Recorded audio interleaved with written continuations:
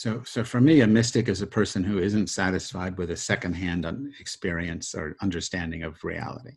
A mystic wants to, like the Bible says, taste and see, or a direct, like in Zen, a direct perception of reality without words and concepts. So it seems to me that you can have mystics who start in a tradition and mystics who are not attached to a tradition. But in the end, mystics can't be limited to a tradition. When you say a Christian mystic, I don't call myself I don't call myself a mystic, but I don't call myself a Jewish mystic. If I were going to say I was a mystic, I would just have to be a mystic without an adjective, because it's too limiting. You could say, if you call someone like a Christian mystic, it's someone whose practice that leads them to the mystical awareness is from the Christian tradition. I suppose you could do that.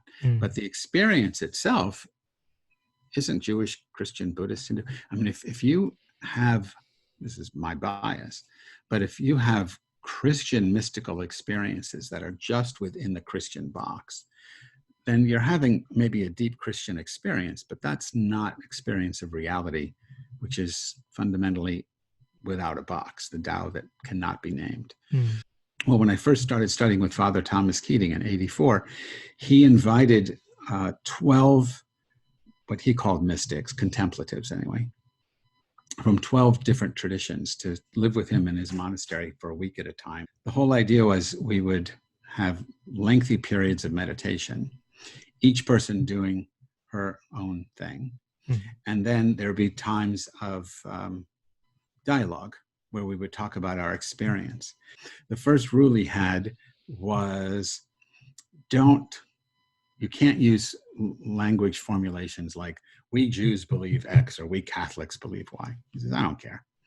He says, what do you experience? Not what do you believe? What do you know from your experience? Right. And it became, to me, abundantly clear that everyone was having the same experience, or everyone was having the same non-experience. They were all dropping their egoic self, and their Christian self and their Jewish self all fell away. And whatever was left is what they tried to share when they came back into their embodied form. But whatever that experience was, I think it is unlabelable and universal. We all have the capacity to experience it.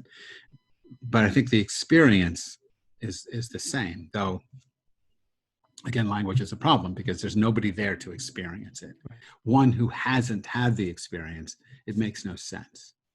I mean, even maybe for someone who's had it, it makes no sense. But it's very difficult to describe. You just heard a clip from the Inner Peace with Dr. Reese podcast. Available on Spotify, Apple Music, YouTube, and more. Subscribe today and move a step closer to liberation.